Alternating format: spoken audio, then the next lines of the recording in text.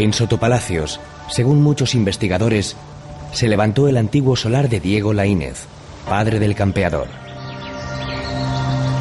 El castillo del Cid es de los siglos XIV y XV.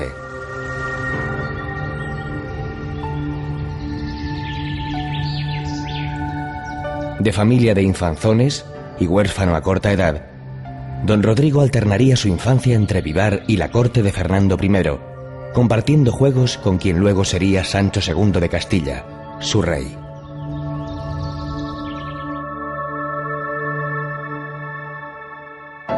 En Vivar nació hacia 1048 Mío Cid Campeador.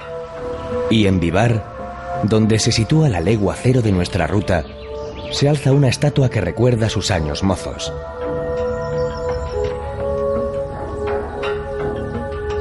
Muy pronto, a los 17, Rodrigo se convierte en el hombre fuerte del ejército de Sancho II, quien moriría en 1072, asesinado en el cerco de Zamora por Bellido Dolfos. Con ser importante su vida, lo que la encumbró a la categoría de mito es el Cantar del Mío Cid, el primer gran libro de la literatura española, hallado en el siglo XVI en el ayuntamiento de Vivar.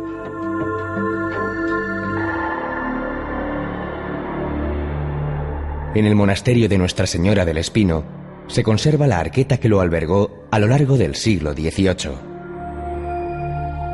Las monjas clarisas habitan el monasterio desde su creación en el siglo XV.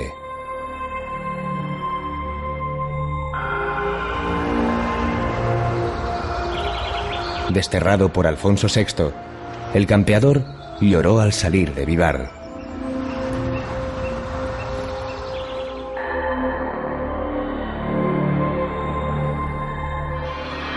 El cantar pone en boca de los burgaleses, respetuosos al paso de la comitiva de desterrados, una frase inolvidable: Dios, qué buen vasallo, si hubiese buen señor. Los escudos de Burgos y San Pedro de Cardeña y el blasón del guerrero recuerdan la ubicación del que se supone fuera solar del Cid en la ciudad.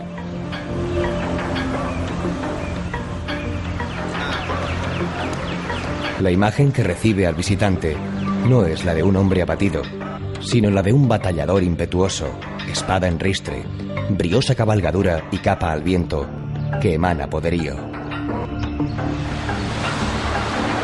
En el puente de San Pablo, sobre el río Arlanzón, salen al encuentro 8 personajes relacionados con el campeador. Entre ellos su esposa, doña Jimena, Martín Antolínez, leal burgalés de pro, don Jerónimo, el obispo soldado, y el fiel Álvar Fáñez, primero en decidir que le seguiría en el duro camino recién iniciado.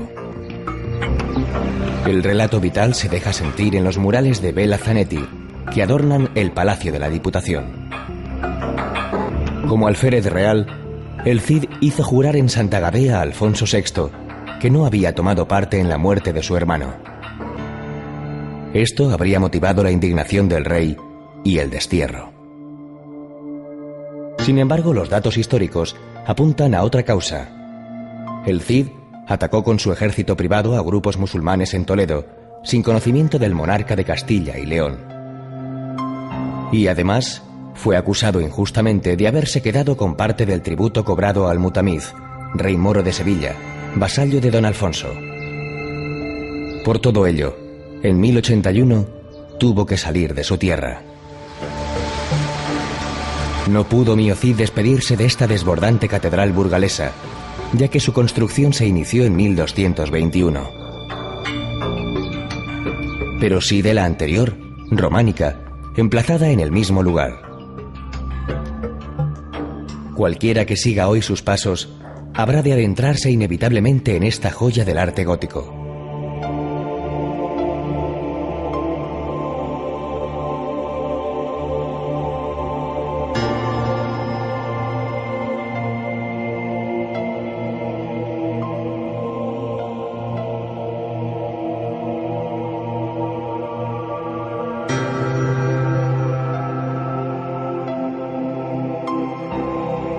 En 1921, hallaron aquí definitivo acomodo los restos del campeador y su esposa.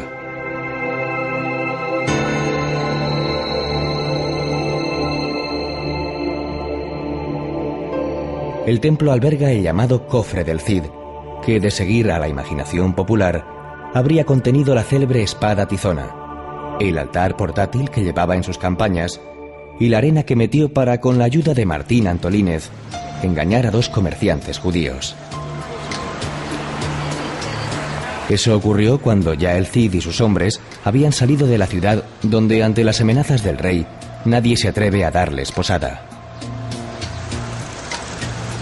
Por ello, han de establecer el campamento en La Glera, junto al Arlanzón. Obtenido con argucias el dinero necesario para proseguir su marcha, levantan las tiendas y se dirigen hacia San Pedro de Cardeña.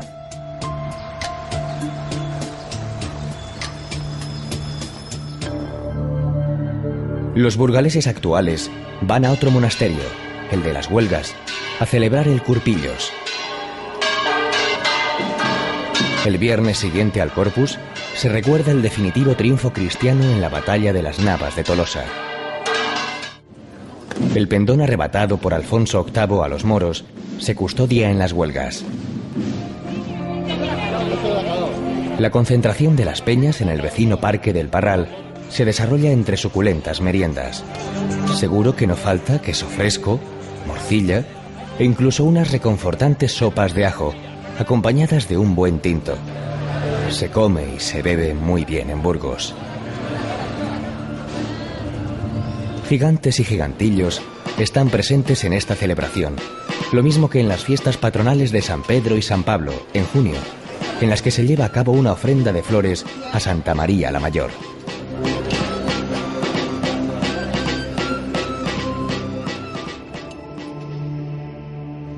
El abad benedictino de San Pedro de Cardeña acogió a Jimena y a sus 2 hijas, Cristina y María.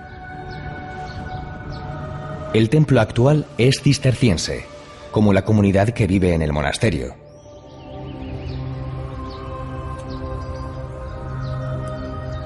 El claustro románico de los mártires es del siglo XII, con arquerías que evocan la mezquita cordobesa. La torre también es románica. Aquí se tiene que despedir don Rodrigo de su familia. El fiero guerrero vuelve a llorar de tristeza. Se separan dolorosamente, como la uña de la carne, dice el cantar. Antes, el Cid le ha dicho a Jimena que la quiere como a su propia alma. Hasta aquí traería sus restos la esposa fiel en 1102, cuando tuvo que abandonar Valencia ante los ataques almorávides. El Cid había conquistado la ciudad 8 años antes. En Cardeña permanecen los sepulcros de la pareja.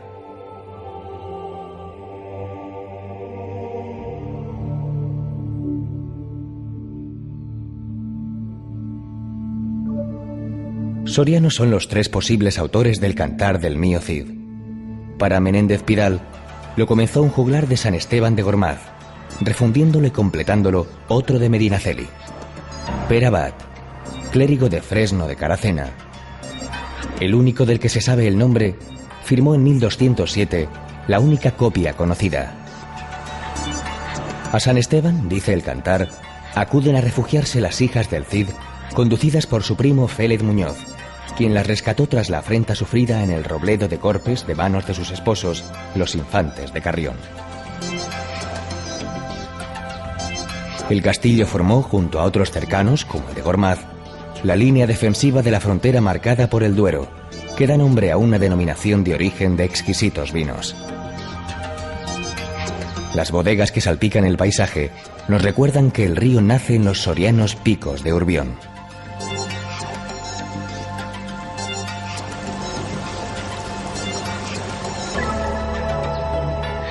La iglesia de San Miguel, coetánea del destierro del campeador, es la primera porticada de Castilla y combina en su delicada ornamentación el románico con el mudéjar.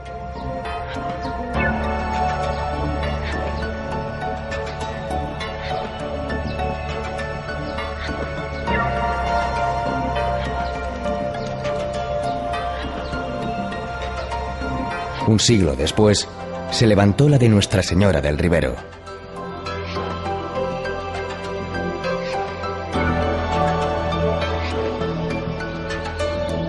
Advertido el campeador del drama vivido por sus hijas, envía a sus más fieles caballeros a buscarlas para traerlas de nuevo a Valencia.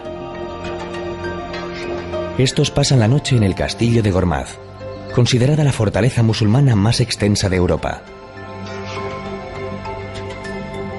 370 metros de longitud y un perímetro de 1 kilómetro sobre el que se alzan 28 torres. Impresiona esta horizontal mole califal varada en la inmensidad castellana.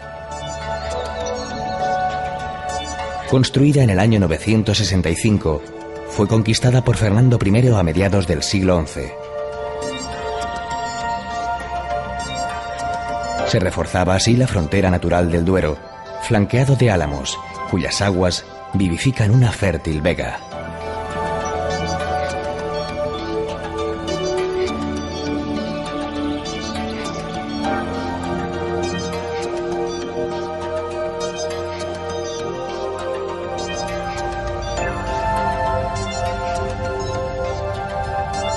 La comitiva ha de descansar y para ello eligen Berlanga de Duero.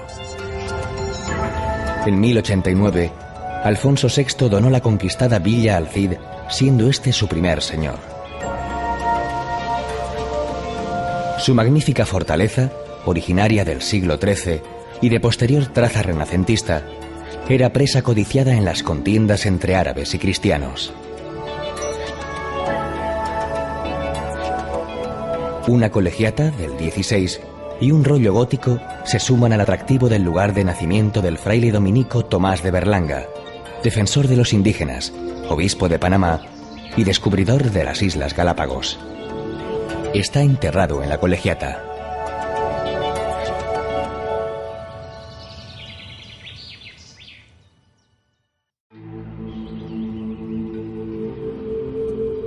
Nuestra ruta nos depara fascinantes sorpresas, como esta ermita mozárabe de San Baudelio de Berlanga. Pasa el tiempo y su atractivo es cada vez mayor. Félix Ransanz, el viejo guarda que las mostraba en los años 70, empezaba diciendo: les voy a explicar un poquito el misterio de la ermita de San Baudelio, lo más original del mundo y lo más bonito. Y no andaba desencaminado. Sigamos sus palabras. Tiene una construcción mozárabe del siglo XI y una columna central que se desprende en 8 nervios para la sujeción de todo el edificio.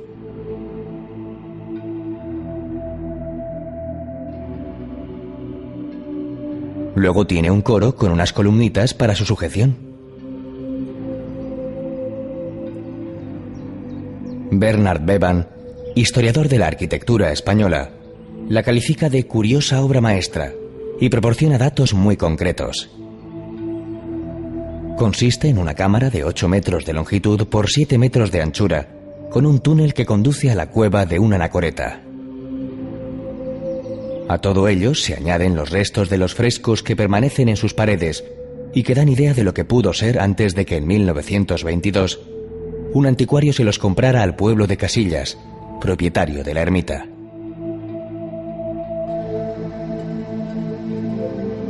Una compra que ocultaba un expolio. Los frescos que pudieron arrancar fueron a parar, además de a colecciones privadas, al Museo de Arte de Boston y al Museo de los Claustros de Nueva York. Algunos se lograron recuperar mediante canje y están en el Museo del Prado.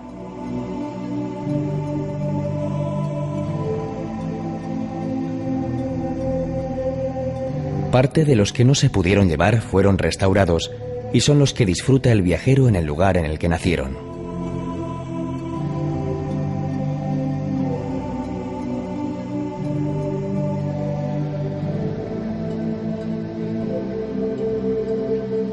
Descrita como capilla sixtina del mozárabe y románico castellano por el escritor Jiménez Lozano, la ermita de San Baudelio es, además, una muestra viva de la convivencia no solo entre culturas, sino entre creencias religiosas diferentes, que dio como resultado esta maravilla.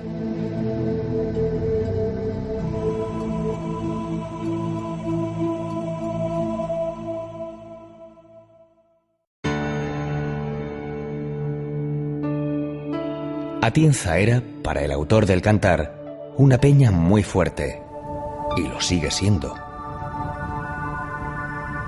Cuando el Cid iba camino del destierro, el último de los 9 días que Alfonso VI le había dado de plazo para salir de sus dominios, descansó en la cercana Sierra de Miedes, hoy llamada de Pela.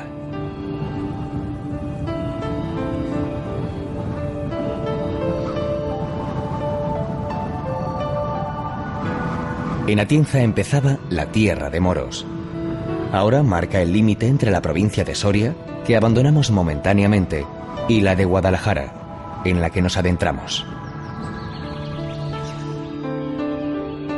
No lejos de Atienza, en el término de Cantalojas, está el Parque Natural Alledo de Tejera Negra, con hayas en muchos casos centenarias, que se disfrutan especialmente en primavera y otoño. El Alledo delimita, por el norte, una sorprendente ruta serrana de pueblos de negra pizarra y piedra oscura, custodiados por la Sierra de Aillón.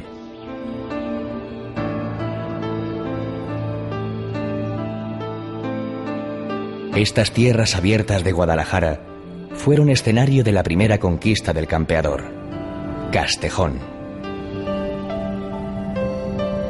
Acerca de si ese Castejón del poema corresponde a Jadraque o a la vecina aldea de Castejón de Henares, existen divergencias.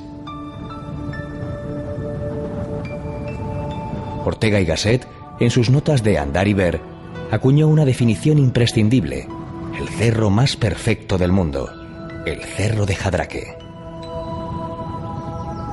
Y sobre él, el castillo del Cid, dominando el valle por el que corre el río Henares.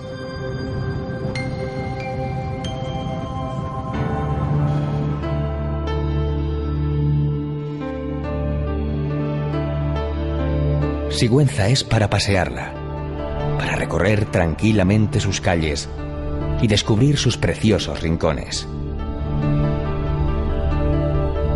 Las torres de la catedral y del castillo recuerdan que aquí altar y espada han ido secularmente de la mano. La fortaleza, de origen árabe, está convertida en parador de turismo.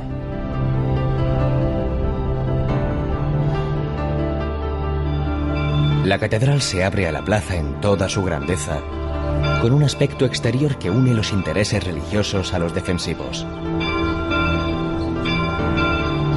Iniciada en el siglo XII, se acabaría de construir en su parte principal 200 años después.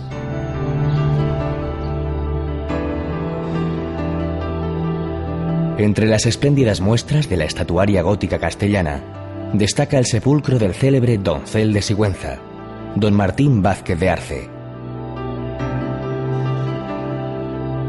Indolentemente recostado, más parece amar las letras que las armas.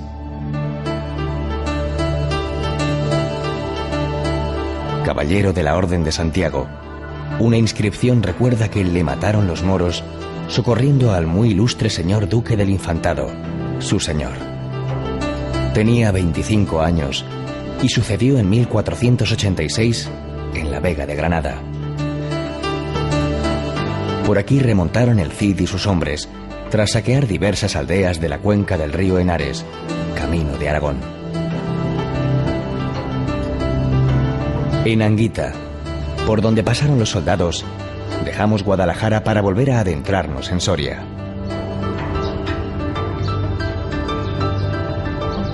Aquí caserío, torreón, muralla y roca configuran un conjunto fecundado por el río.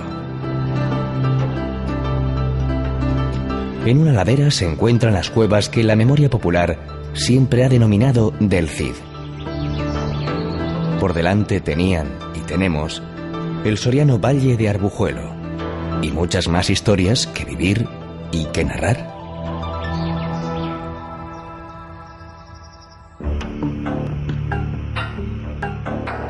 Medinaceli, Medina para el Cantar, tiene un gran protagonismo, a pesar de que en tiempos de don Rodrigo era territorio musulmán. A los pies de Medinaceli, tierra de frontera y encrucijada de caminos, se extiende el valle de Arbujuelo.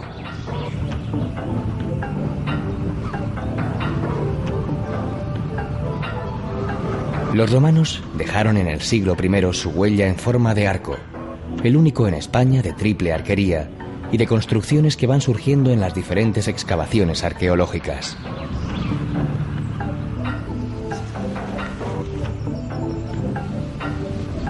Era tal la importancia de la villa y el peso de la nobleza que tenía 11 iglesias.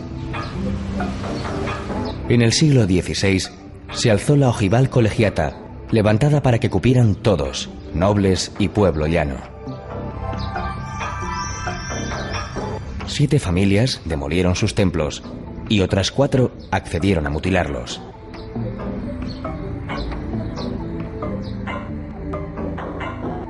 Antes de adentrarse en tierras aragonesas, el camino que en su día siguiera el Cid atraviesa por el monasterio cisterciense de Santa María de Huerta, fundado por Alfonso VIII.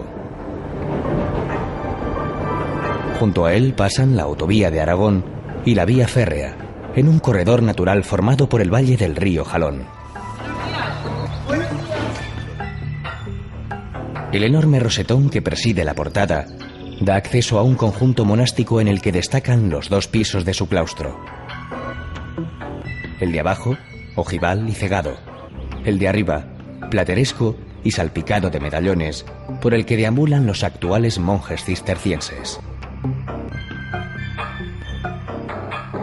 Románico de última hora y naciente gótico se conjugan en una obra en la que, como todas las del Cister, priman la sencillez y las líneas puras.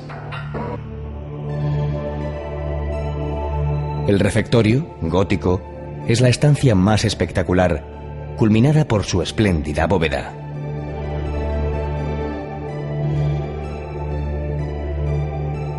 Desde el púlpito, labrado en piedra, desgranaba pasajes piadosos el lector, mientras los monjes, envueltos por la luz que penetraba por sus vidrieras, compartían la frugal comida. Entre Ariza y Cetina establece su campamento el numeroso grupo de desterrados, convertido ya en ejército victorioso, cuya fama empieza a extenderse. Se adentraban en la taifa de Zaragoza, importantísimo núcleo de poder musulmán en los siglos XI y XII.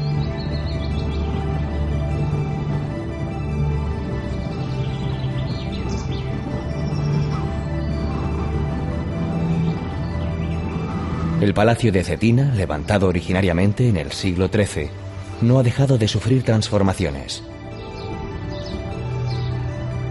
Aquí contrajo matrimonio en 1634 Francisco de Quevedo con Esperanza López de Mendoza, viuda del propietario Juan Fernández de Heredia.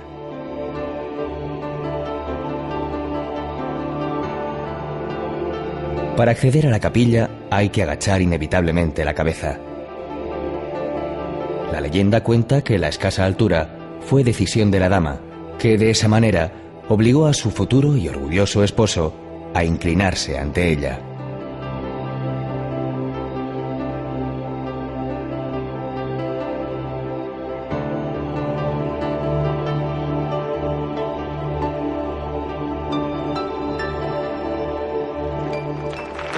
El palacio contempla desde su altura, en la noche del 19 de mayo, el desarrollo de la contradanza, interpretada por 8 contradanceros y un diablo a la luz de las antorchas, en honor del cetinero San Juan Lorenzo.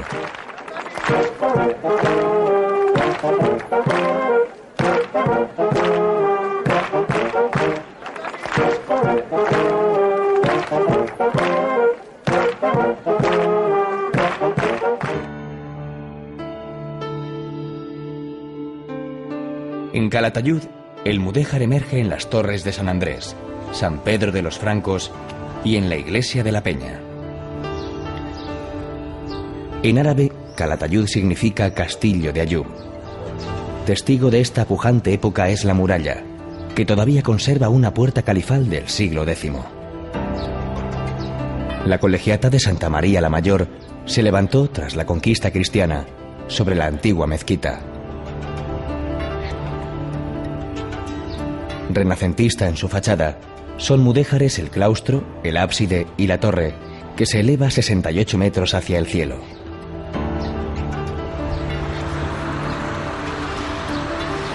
La puerta de Terrer trae de nuevo la memoria del cantar. En Terrer se refugió el emir Ariz huyendo de las huestes cristianas. Lo mismo intentó sin éxito Galib. El Cid le persiguió hasta Calatayud.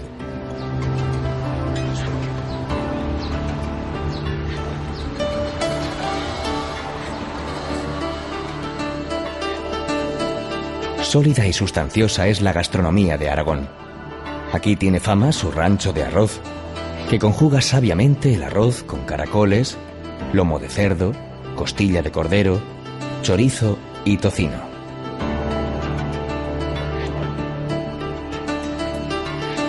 Para postre, las célebres frutas de Aragón, suculenta combinación de frutas escarchadas, mantequilla y chocolate negro fundido.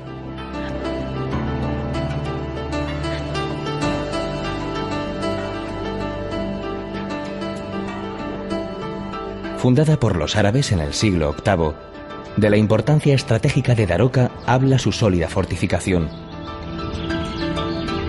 modificada en épocas sucesivas y en la que destaca la puerta baja, la más emblemática y popular.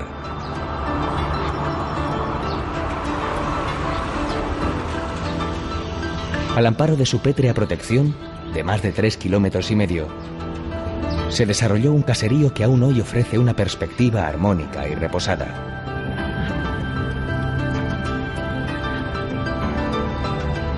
La Basílica Colegiata de Santa María de los Corporales custodia los corporales que envolvieron 6 hostias consagradas, convertidas en sangre en 1239. Sucedió en Luchente, Valencia.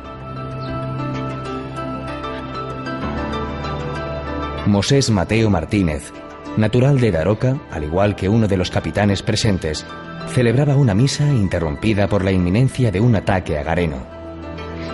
Tras la batalla, que culminó con el triunfo cristiano, recuperaron los corporales escondidos, protagonistas del prodigio. El jueves del Corpus, se sacan en procesión en su arqueta y se imparte con ellos la bendición.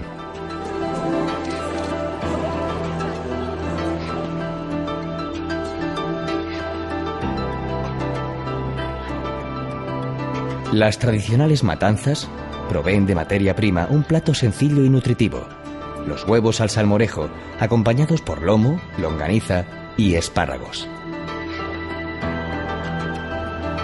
En las proximidades de Daroca está Gallo Canta, cuya famosa laguna, el mayor humedal de España, ofrece refugio, cobijo y alimento a unas 40.000 grullas.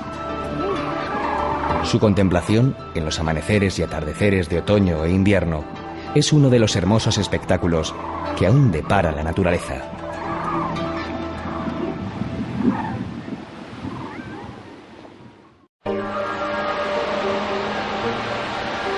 En el contraste está la maravilla. En medio de una zona semidesértica, en el término de Nuévalos, y sin que nada en principio haga presagiarlo, se abre un auténtico vergel entre árboles, rocas, agua, grutas, lagos y cascadas.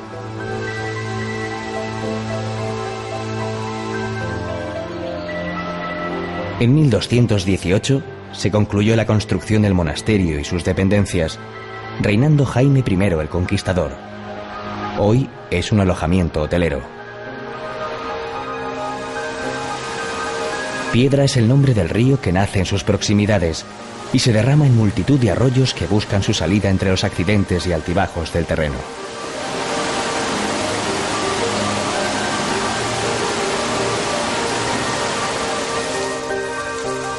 Las grutas, originadas por la erosión, anejas a las cascadas, fueron descubiertas a mediados del siglo XIX.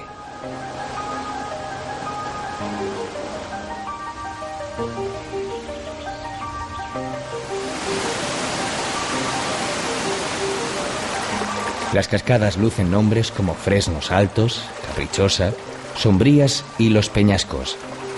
De alguna manera había que reducir a palabras todo un mundo de agua, ruido, luz y color.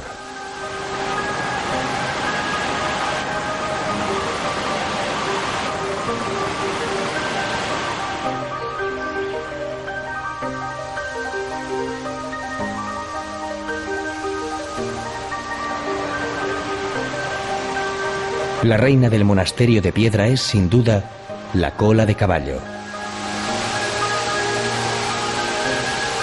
Encajada entre rocas, el agua cae allí en masa formando una cortina que cierra la mayor de las grutas, de nombre Iris.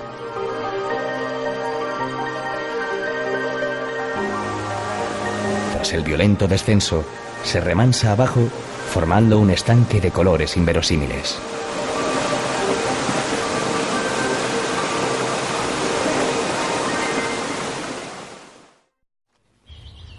Cada domingo de Pentecostés se celebra en Atienza la caballada. La historia y la leyenda están en el fondo de esta tradición. En 1162, un niño que después llegaría a ser rey con el nombre de Alfonso VIII se encontraba en la villa sitiada por su tío, Fernando II de León, que quería usurparle el trono. Los arrieros atencinos, muy afamados en la época, trazaron una estratagema: romper el cerco llevando al pequeño envuelto en una capa arriera y cabalgar velozmente hasta alejarse del peligro. Para distraer al enemigo, simularon un torneo y bailaron delante de la Virgen de la Estrella. Las veloces galopadas actuales, los bailes y las subastas siguen en manos de la cofradía, heredera de aquella vieja hermandad de arrieros.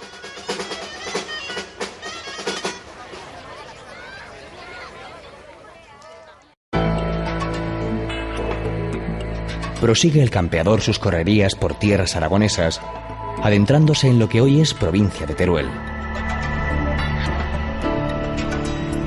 En Montalbán, la Peña del Cid mantiene viva su huella. Lo mismo que la iglesia gótico-mudéjar de Santiago el Mayor lo hace con la orden militar de su nombre, una de las más importantes de España.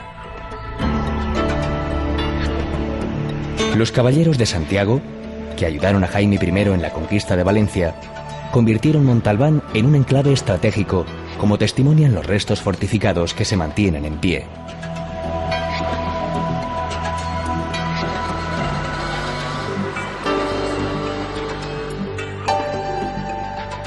Lo lleva en el nombre: el Pollo del Cid. El apellido se le añadió a mediados del siglo XX. La estancia del ejército del campeador por estas tierras es un frenético ir y venir de batallas, conquistas, pactos, botines y avances. Anduvieron más de 3 meses de 1089 y alcanzaban ya los 7000 soldados, a quienes su adalid recordaba que quien permanece en un lugar puede ver menguar sus bienes. Su emblema era: iremos adelante. Tiempo habría de descansar.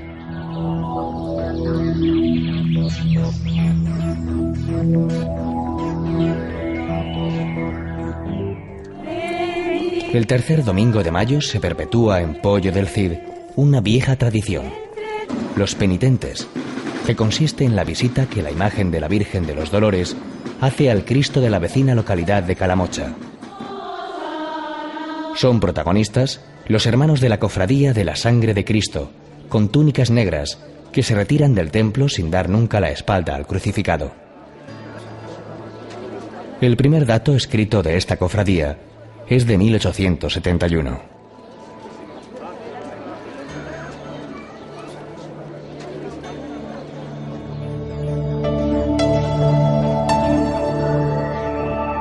Entre los lugares que rendían tributo al Cid estaba Molina de Aragón, hermosa localidad hoy en la provincia de Guadalajara. Mucha e intensa es su historia. El señor musulmán de Molina, Aben Galbón, es en el cantar modelo de amistad y lealtad hacia don Rodrigo, quien le define como hombre de paz.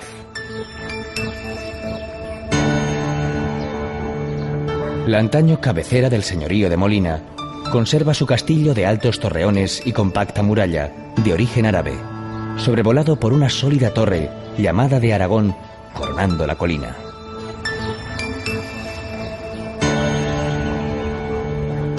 En su casco antiguo, evocador y bien conservado, se alzan conventos, iglesias, palacios y caserones nobiliarios, muchos de ellos de traza renacentista.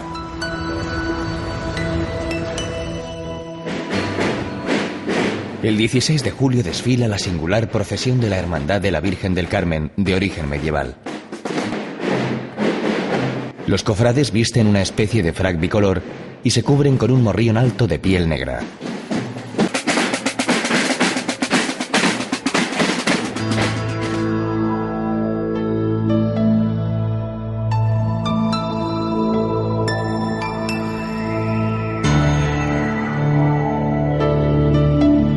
Albarracín, en la provincia de Teruel, figura en todos los listados que se elaboran sobre los pueblos más bonitos de España. Y razones no le faltan para ello. Enclavado en la sierra de su nombre, el conjunto de calles empinadas y umbrías, de tejados de teja árabe y saledizos de madera, invita a caminar despacio y a no elevar la voz.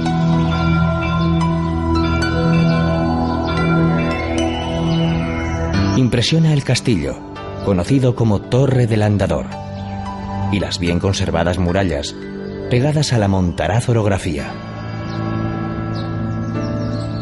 No hay en su construcción concesión alguna a lo ornamental. El resultado, sin embargo, es de gran belleza. ¿Y efectividad? Frente a sus defensas, inexpugnables, recibió el Cid una lanzada en el cuello en 1093.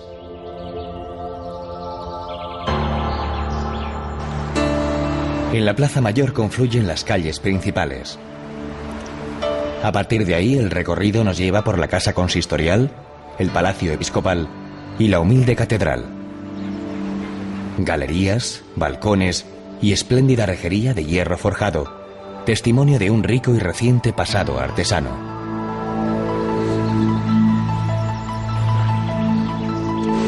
Abajo, la ribera del río Guadalaviar, que abraza la villa, permite un grato paseo fluvial.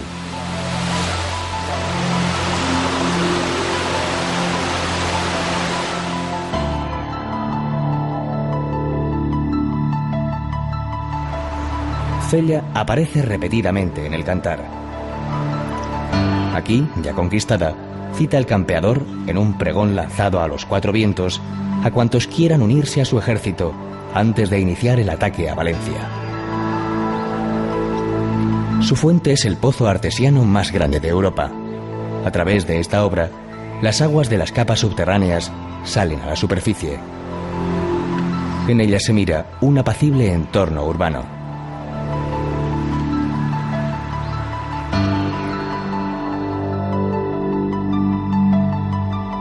El acueducto de los Arcos, en Teruel, fue levantado en 1537 y constituye el nexo de unión entre el casco antiguo y la ciudad nueva. La catedral, llamada Santa María de la Media Villa, es la joya de Teruel, y Teruel es, a su vez, la joya del mudéjar en España, el arte de la tolerancia y el mestizaje.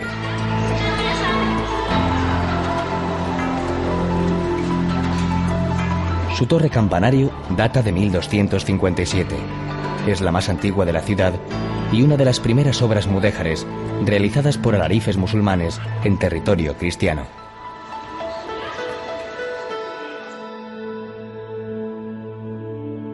El retablo plateresco de Gabriel Joly está labrado en madera sin policromar.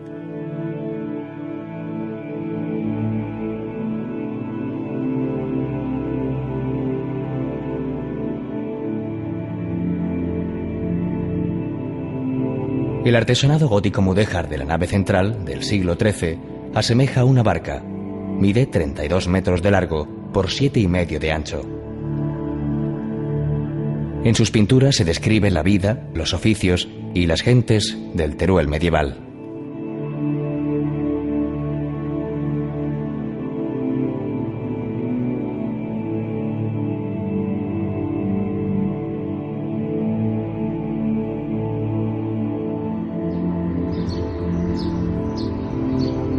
Gótico mudéjar es también la iglesia de San Pedro, del 16, con una magnífica torre de ladrillo y un interior increíblemente decorado.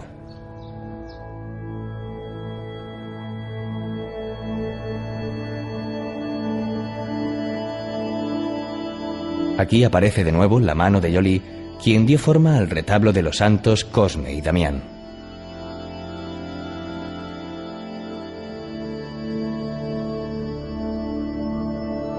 En una capilla adosada al templo está el mausoleo de los célebres amantes de Teruel, obra del escultor Juan de Ábalos.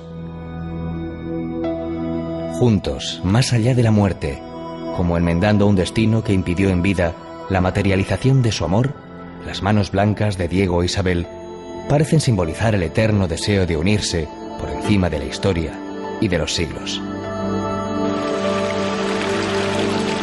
El torico es el otro icono de Teruel.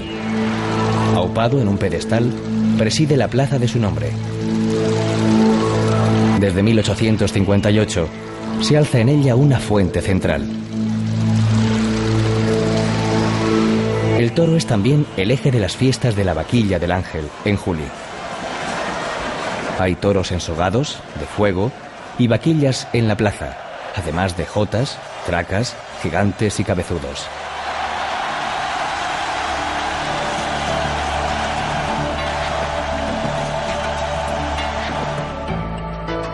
Resulta difícil resistirse a una paletilla de ternasco, a base de espalda de ternasco, paté de hígado de cerdo, longaniza, chorizo, magro, jamón, lomo embuchado y salchichón. La trufa le proporciona un toque especial.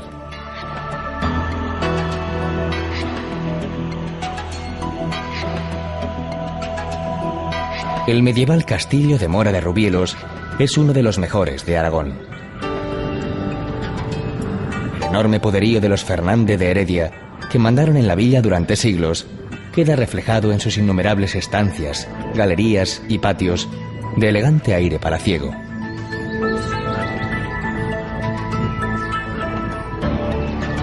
El poder religioso levantó frente a él una impresionante excolegiata gótica, Santa María, de una sola nave y desnudo interior.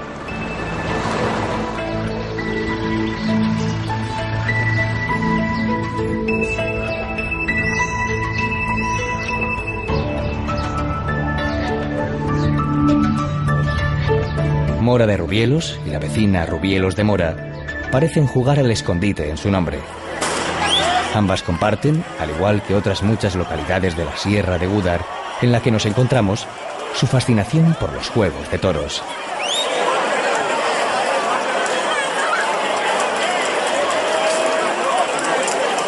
El toro embolao lleva aquí un yunquete de hierro donde se colocan las bolas, hechas de cáñamo, cera virgen, aguarrás y resina, a las que se prende fuego.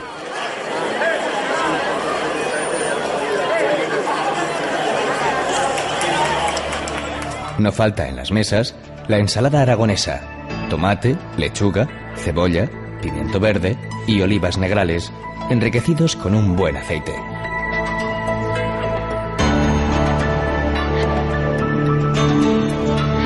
Esta zona turolense tuvo antaño gran poderío económico, debido sobre todo al comercio de la lana. El esfuerzo humano para sacar el fruto a la tierra se puede sentir aún en esos bancales escalonados, desnudos en su abandono. Los vecinos de Rubielos de Mora se han preocupado mucho por conservar su patrimonio, lo que les ha valido reconocimientos internacionales. Eso hace que el paseo por sus calles sea especialmente grato. Desde cualquier parte se puede ver la torre de la excolegiata barroca Santa María la Mayor.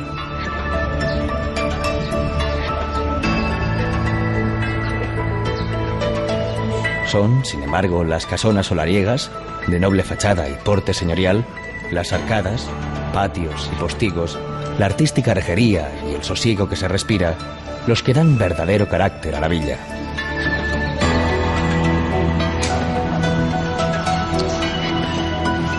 Las comidas especiales se culminan a menudo con un brazo de gitano, cuyos solos ingredientes son una tentación para los golosos: chocolate de cobertura, mermelada de fresa, nata, brandy y mantequilla.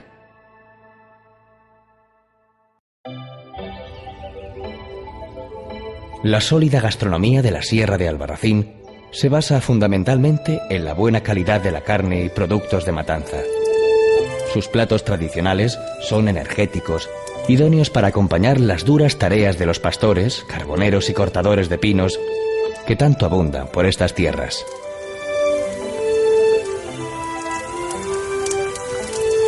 Uno de esos apreciados platos son los gazpachos tostados, hechos con patata, pimiento, ajo y panceta. Los ingredientes, troceados, se sofríen al calor de la leña de pino,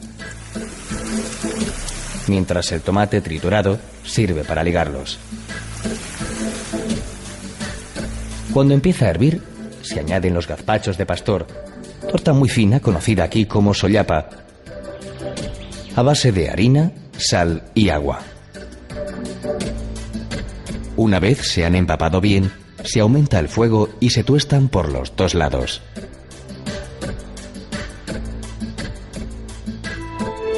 Ligados también a los pastores y a la matanza, los galianos tienen igualmente como base la sollapa, que se trocea y se pone a remojo durante toda una noche. Al día siguiente se echan en una sartén, se añade azafrán y se tuestan.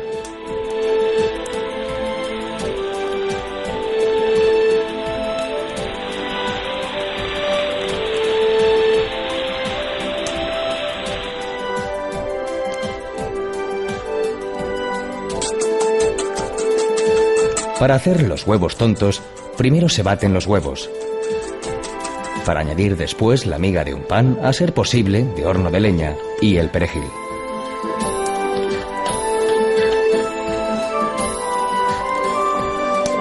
Se revuelve todo ello y se echa en la sartén para hacer una especie de tortilla que, debidamente troceada, se echa en una escudiña con lomo de cerdo en conserva, longaniza y costilla.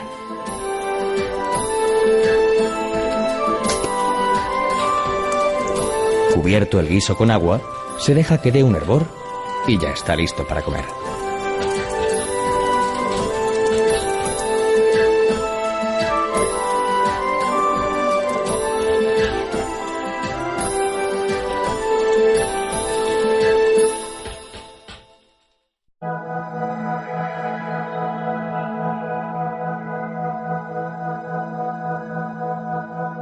Está ceñida Morella por un cerco amurallado de casi 2,5 kilómetros, 2 metros de espesor y 10 de altura. Esa es la primera imagen que de la ciudad recibe el viajero.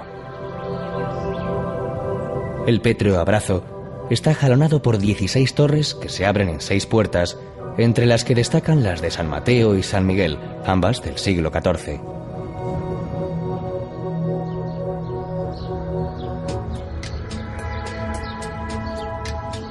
En la cima, los restos del castillo. Viéndolo no es difícil evocar las bélicas hazañas de Ramón Cabrera, el tigre del Maestrazgo, sangriento defensor en el siglo XIX de sus ideales carlistas.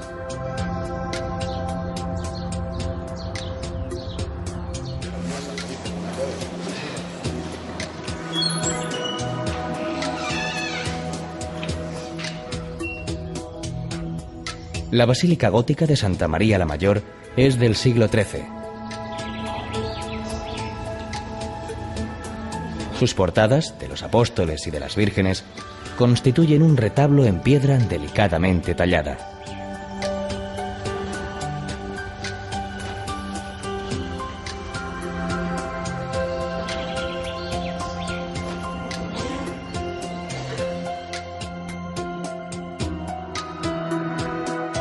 En el interior hay una escalera de caracol enroscada a una columna y un magnífico órgano en pleno funcionamiento.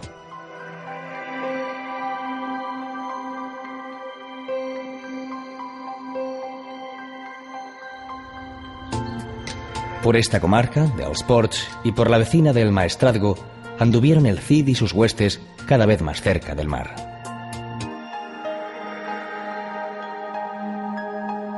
El primitivo emplazamiento de Castellón se ubicaba en el Cerro de la Magdalena, ocupado por un castillo que Jaime I el Conquistador arrebató a los árabes. no eran las condiciones del terreno las idóneas para ser habitado, así que el propio monarca concedió permiso para trasladar la población al llano. Eso ocurrió el tercer domingo de Cuaresma de 1252. El traslado en masa se evoca en la actualidad en esas mismas fechas cuaresmales, con las fiestas de la Magdalena y la romería de los Cañes hasta la ermita de la Santa. En el desfile de las gayatas toman parte carrozas iluminadas y numerosos personajes históricos, mientras que la cabalgata del pregó cuenta además con carretas y grupos folclóricos. La concatedral de Santa María fue prácticamente destruida en la Guerra Civil y reconstruida en la posguerra. Su puerta principal y dos laterales son de origen gótico.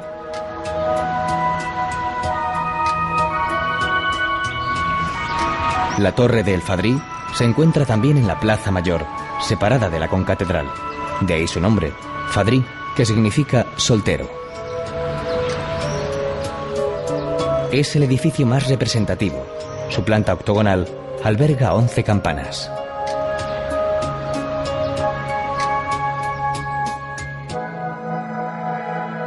Los naranjos y el campeador constituyen en esta parte del camino los más fieles guardianes de nuestra ruta. Todas estas tierras fueron conquistadas por el Cid.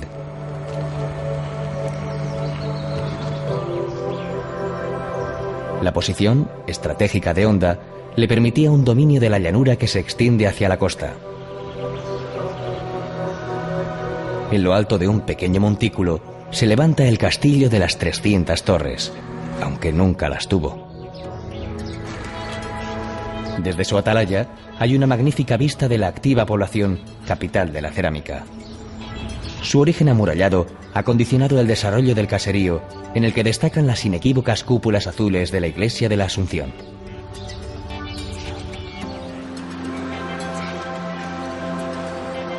El eje del casco antiguo es la Plaza del Almudín, presidida por una fuente. Sus porches y arcos ojivales le proporcionan un carácter recogido y evocador.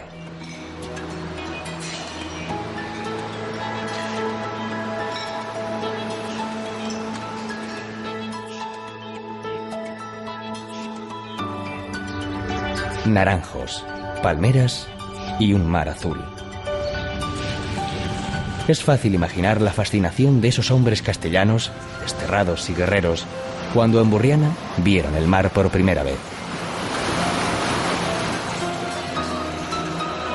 La iglesia de El Salvador se desarrolló en diversos estilos.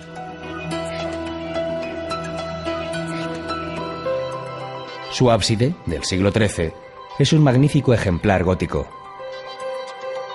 La nave es románica y la decoración barroca.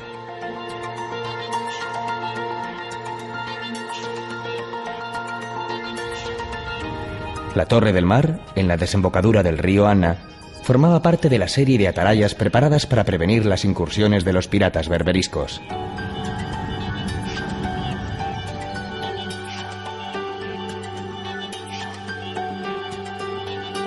En Segorbe, según relata el Cantar, pasó la noche un ejército de 3000 moros que el rey de Valencia enviaba para detener al Cid, que avanzaba imparablemente desde tierras aragonesas.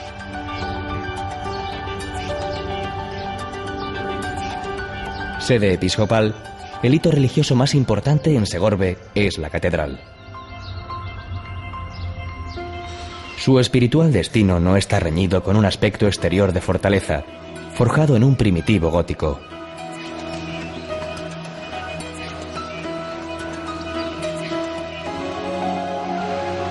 La muralla urbana, en forma de arcos apuntados y robustos cubos, se conserva parcialmente.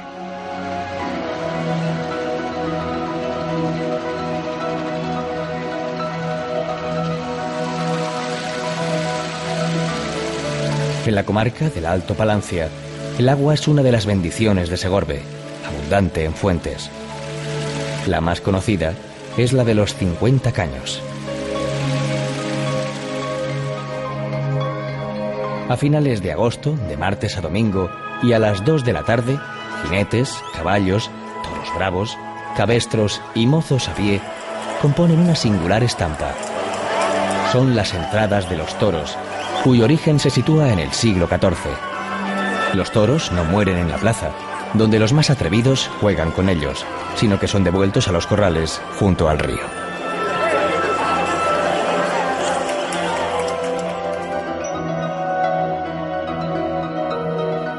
Los documentos históricos recogen los tributos que a finales del siglo XI entregaba el campeador al alcaide de Jérica.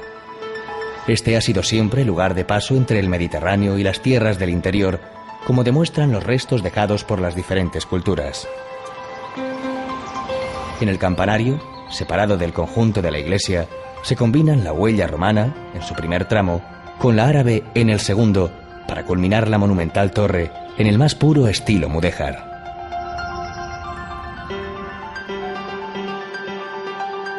En tiempos de don Rodrigo y hasta 1869, Sagunto se llamaba Murviedro, y así lo refleja el cantar, que relata minuciosamente todas las idas y venidas que culminan con su conquista por el campeador.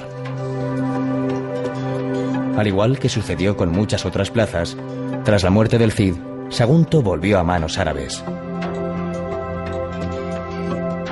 Es excelente la panorámica desde la fortaleza levantada en un cerro, sobre el primitivo asentamiento ibérico.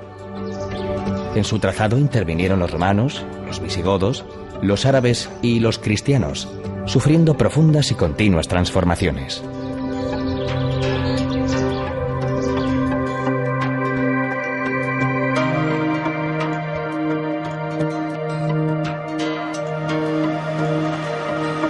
El destino del Cid, trazado a golpe de ambición y de destierro, culmina en la ciudad de Valencia, donde tras conquistarla, se autoproclama en 1094 señor absoluto.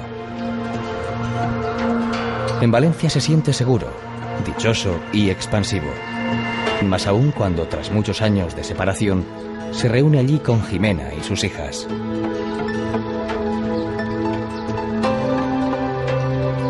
El viajero que casi 10 siglos después llega hasta Valencia sentirá posiblemente una alegría similar.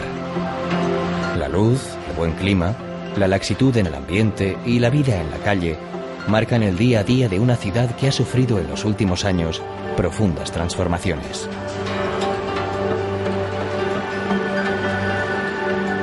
La catedral, levantada entre los siglos XIII y XVIII, refleja el paso del tiempo en sus tres portadas: románica, gótica y barroca. Entre sus joyas se encuentra, en la capilla del Santo Cáliz, el que la tradición quiere que sea el Santo Grial, utilizado por Jesús en la Última Cena. La popular Torre del Miguelete, anexa, culmina en una espadaña con 2 campanas. En su interior hay 12 campanas más.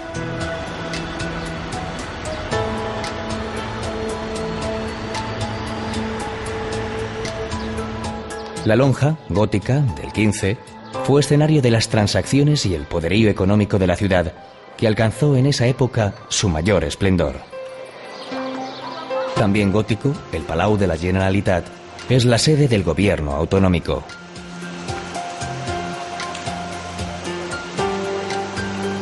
Las medievales torres de Serranos y de Quart son las puertas más importantes de una muralla que empezó a gestarse a mediados del siglo XI, cuando Valencia era el soñado Edén para los árabes que la dominaban.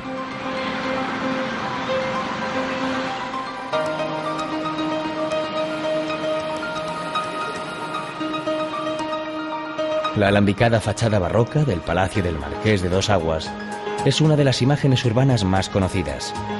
Dentro está el Museo Nacional de Cerámica González Martí.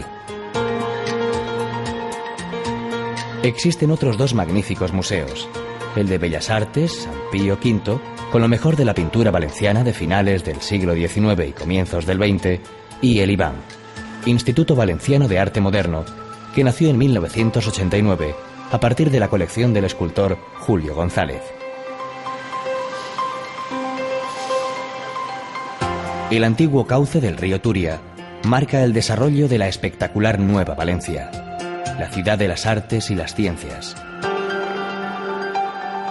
Espacio de ocio, científico y cultural, es una de las apuestas urbanas más arriesgadas y más felizmente realizadas de toda Europa. Esta apasionante vieja y nueva ciudad, fiel al pasado y asomada con entusiasmo al futuro, protagoniza en la noche del 19 de marzo, día de San José, una de las más desbordantes fiestas del mundo, las fallas, donde al fuego se unen el arte, la crítica social, el calor, el estruendo, la música y la participación ciudadana. Otras citas festivas tienen también una gran importancia. La Semana Santa marinera, en los barrios pegados al mar, y el traslado de la imagen de la Virgen de los Desamparados desde su basílica a la catedral el segundo domingo de mayo.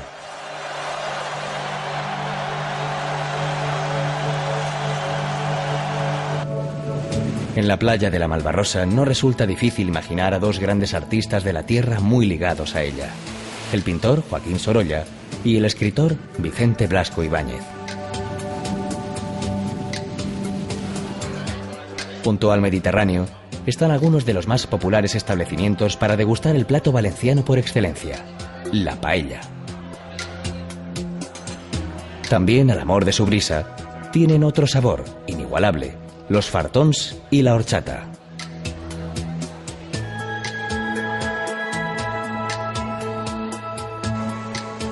Sobre sus aguas mansas depositaron por primera vez su entusiasmada mirada las mujeres del Cid: Jimena, Cristina y María, que habían llegado hasta aquí después de 1000 avatares desde la lejana Castilla. Al viajero del siglo XXI no le resultará difícil remansarse a su arrullo mientras se pierden en el horizonte las suaves luces del atardecer.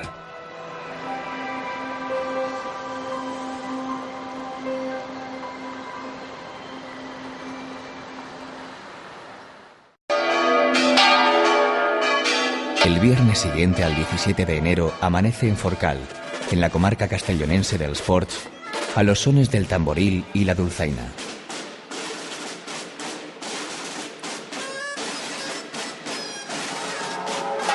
Con un enorme cencerro llamado Esquellot, se convoca la Santa Antona, cuyos protagonistas son San Antonio Abad y San Pablo.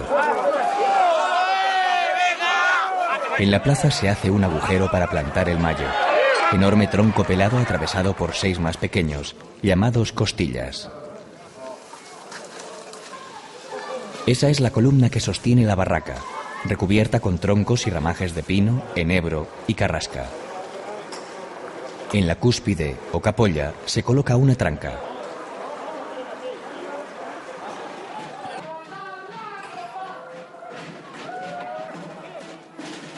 Los diablos, llamados también botargas, tratarán de empujar a los santos al fuego.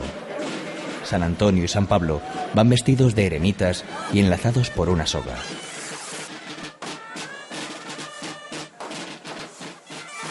Todos empiezan a dar vueltas alrededor de la barraca y algunos la atraviesan en medio de las llamas.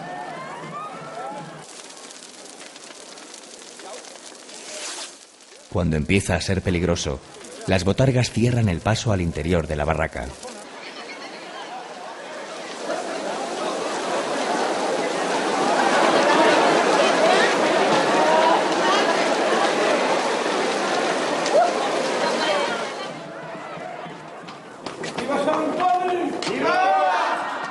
Después tiene lugar la bendición de animales domésticos.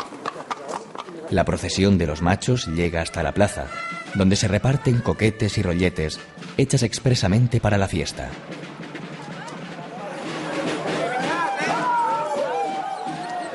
En Morella, capital dels Ports, la llegada de la Virgen de Vallivana reviste una gran emoción. Viene desde su santuario a 24 kilómetros y la ilumina la luz de las antorchas.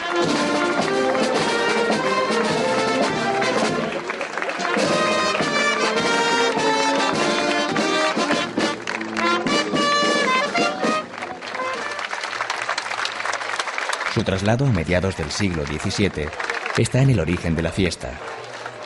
Cuando alcanzó la amurallada ciudad, remitió una mortal epidemia de peste. y desde 1672 decidieron celebrarlo una vez cada 6 años. Había nacido el sexenio.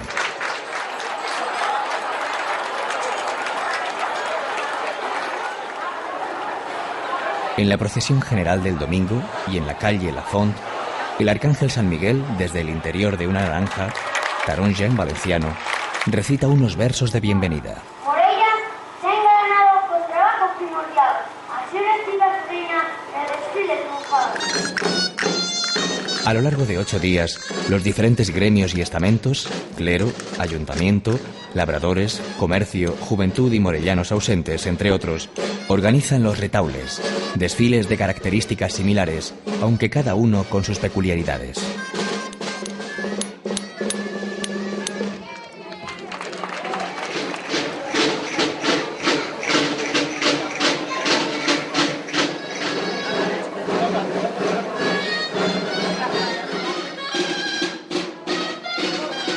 En ellos figuran els torners, los torneros, en cuya intervención destaca sobre todo su acrobático salto.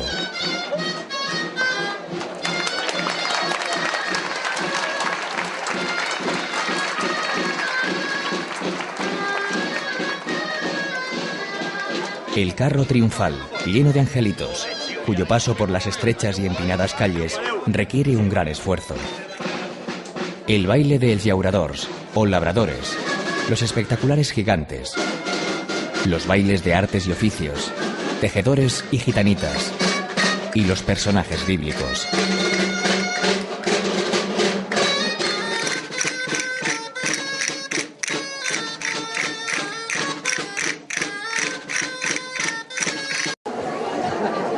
Los conventats o conventitos ponen inevitablemente la sonrisa en la boca. En uno hay un grupo de niñas vestidas de monjas, a las que acompaña un pequeño capellá. En el otro, niños con sotana. Y en ambos, una bandeja dispuesta a responder al dicho: si no hi ha perretes, no hi ha canzonetes. O lo que es lo mismo, si no hay perritas, no hay cancioncitas. Cae una moneda y los pequeños, indefectiblemente, se ponen a cantar.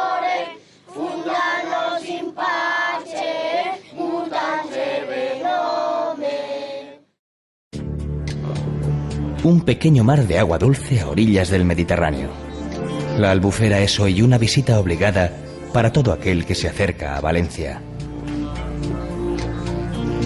Tan solo 11 kilómetros separan la ciudad de Las Fallas de este oasis de tranquilidad, declarado Parque Natural desde 1986.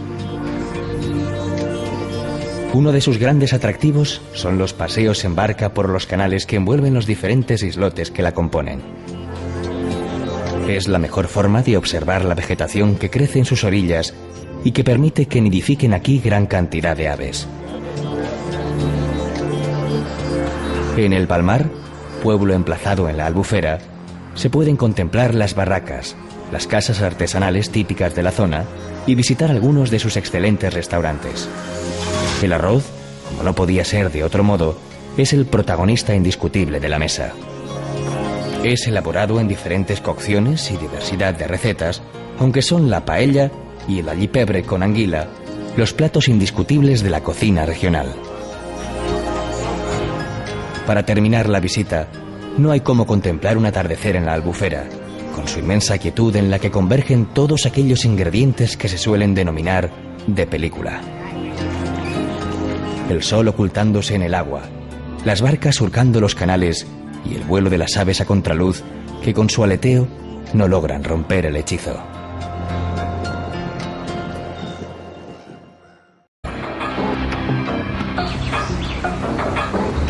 Los escudos de Burgos y San Pedro de Cardeña y el blasón del guerrero recuerdan la ubicación del que se supone fuera solar del Cid en la ciudad.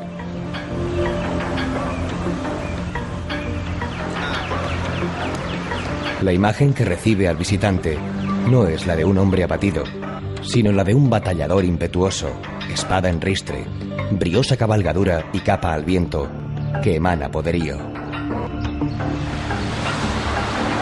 En el puente de San Pablo, sobre el río Arlanzón, salen al encuentro 8 personajes relacionados con el campeador. entre ellos su esposa, doña Jimena, Martín Antolínez, leal burgalés de pro, don Jerónimo, el obispo soldado, y el fiel Álvar Fáñez, primero en decidir que le seguiría en el duro camino recién iniciado. El relato vital se deja sentir en los murales de Bela Zanetti, que adornan el Palacio de la Diputación. Como alférez real, el Cid hizo jurar en Santa Gadea a Alfonso VI que no había tomado parte en la muerte de su hermano. Esto habría motivado la indignación del rey y el destierro. Sin embargo, los datos históricos apuntan a otra causa. El Cid atacó con su ejército privado a grupos musulmanes en Toledo, sin conocimiento del monarca de Castilla y León. Y además, fue acusado injustamente de haberse quedado con parte del tributo cobrado al Mutamiz, rey moro de Sevilla, vasallo de don Alfonso. Por todo ello, en 1081 tuvo que salir de su tierra. No pudo Mío Cid despedirse de esta desbordante catedral burgalesa, ya que su construcción se inició en 1221. Pero sí de la anterior, románica, emplazada en el mismo lugar. Cualquiera que siga hoy sus pasos habrá de adentrarse inevitablemente en esta joya del arte gótico.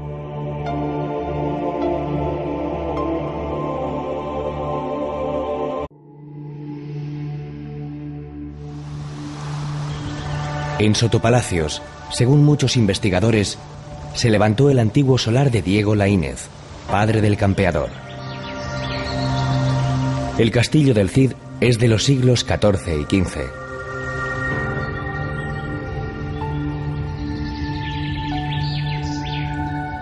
De familia de infanzones y huérfano a corta edad, don Rodrigo alternaría su infancia entre Vivar y la corte de Fernando I, compartiendo juegos con quien luego sería Sancho II de Castilla, su rey.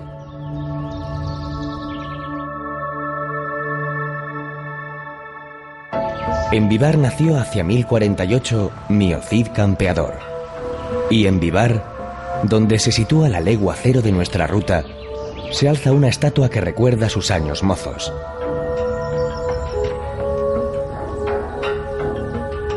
Muy pronto, a los 17, Rodrigo se convierte en el hombre fuerte del ejército de Sancho II, quien moriría en 1072, asesinado en el cerco de Zamora por Bellido Dolfos.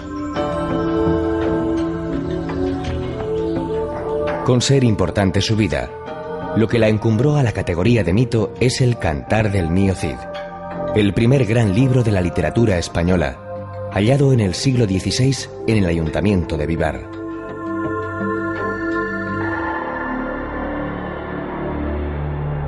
En el monasterio de Nuestra Señora del Espino se conserva la arqueta que lo albergó a lo largo del siglo XVIII. Las monjas clarisas habitan el monasterio desde su creación en el siglo XV.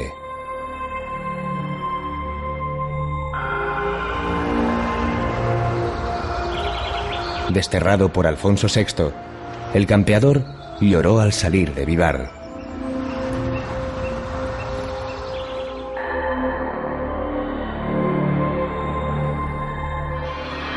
El cantar pone en boca de los burgaleses, respetuosos al paso de la comitiva de desterrados, una frase inolvidable. Dios, qué buen vasallo, si hubiese buen señor. Santa María la Mayor.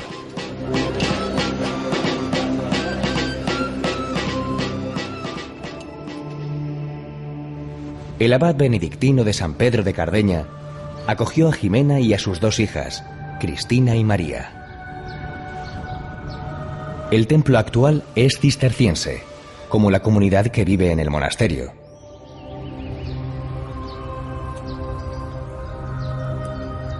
El claustro románico de los mártires es del siglo XII, con arquerías que evocan la mezquita cordobesa. La torre también es románica. Aquí se tiene que despedir don Rodrigo de su familia. El fiero guerrero vuelve a llorar de tristeza. Se separan dolorosamente, como la uña de la carne, dice el cantar. Antes, el Cid le ha dicho a Jimena que la quiere como a su propia alma. Hasta aquí traería sus restos la esposa fiel en 1102, cuando tuvo que abandonar Valencia ante los ataques almorávides. El Cid había conquistado la ciudad 8 años antes. En Cardeña permanecen los sepulcros de la pareja.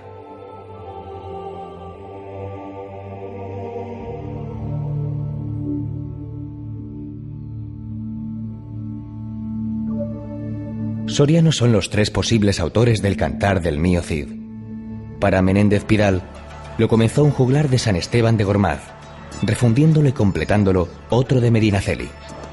Pere Abad, clérigo de Fresno de Caracena, el único del que se sabe el nombre, firmó en 1207 la única copia conocida. A San Esteban, dice el cantar, acuden a refugiarse las hijas del Cid, conducidas por su primo Félez Muñoz, quien las rescató tras la afrenta sufrida en el Robledo de Corpes de manos de sus esposos, los infantes de Carrión. El castillo formó, junto a otros cercanos, como el de Gormaz, la línea defensiva de la frontera marcada por el Duero, que da nombre a una denominación de origen de exquisito.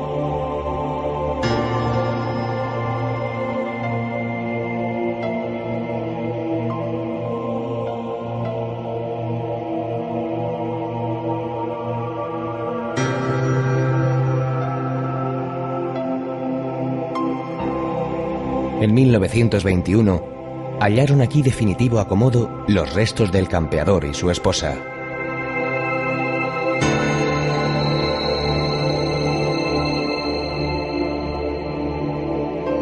El templo alberga el llamado Cofre del Cid, que, de seguir a la imaginación popular, habría contenido la célebre espada tizona, el altar portátil que llevaba en sus campañas y la arena que metió para, con la ayuda de Martín Antolínez, engañar a 2 comerciantes judíos.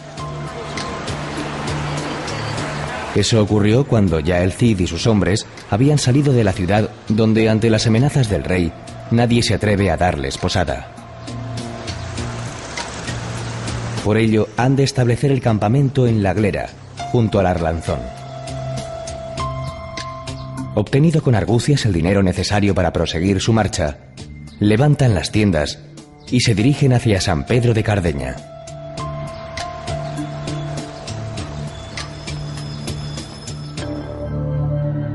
Los burgaleses actuales van a otro monasterio, el de las Huelgas, a celebrar el Curpillos. El viernes siguiente al Corpus se recuerda el definitivo triunfo cristiano en la batalla de las Navas de Tolosa.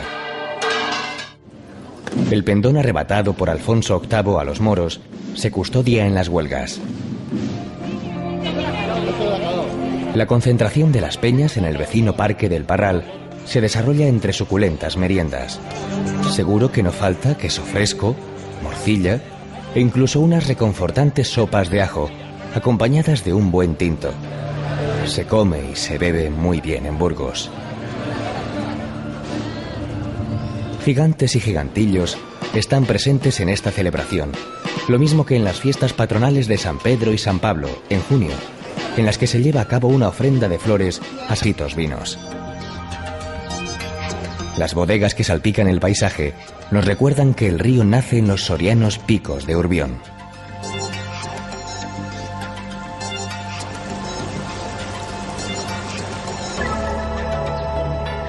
La iglesia de San Miguel, coetánea del destierro del campeador, es la primera porticada de Castilla y combina en su delicada ornamentación el románico con el mudéjar.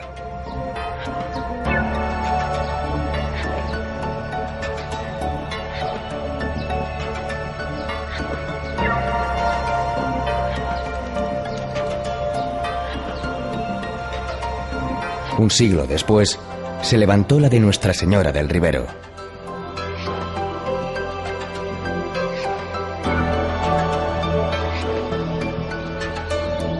Advertido el campeador del drama vivido por sus hijas, envía a sus más fieles caballeros a buscarlas para traerlas de nuevo a Valencia.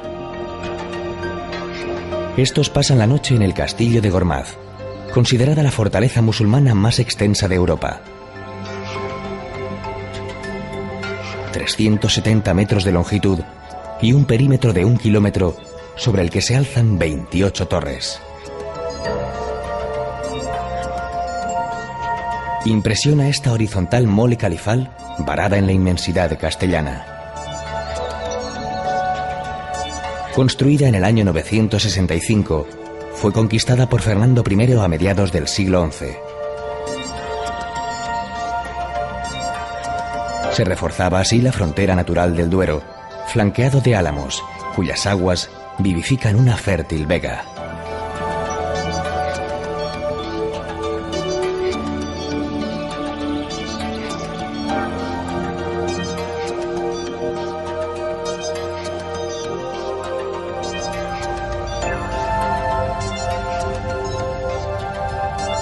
La comitiva ha de descansar y para ello eligen Berlanga de Duero. En 1089, Alfonso VI donó la conquistada villa al Cid, siendo este su primer señor.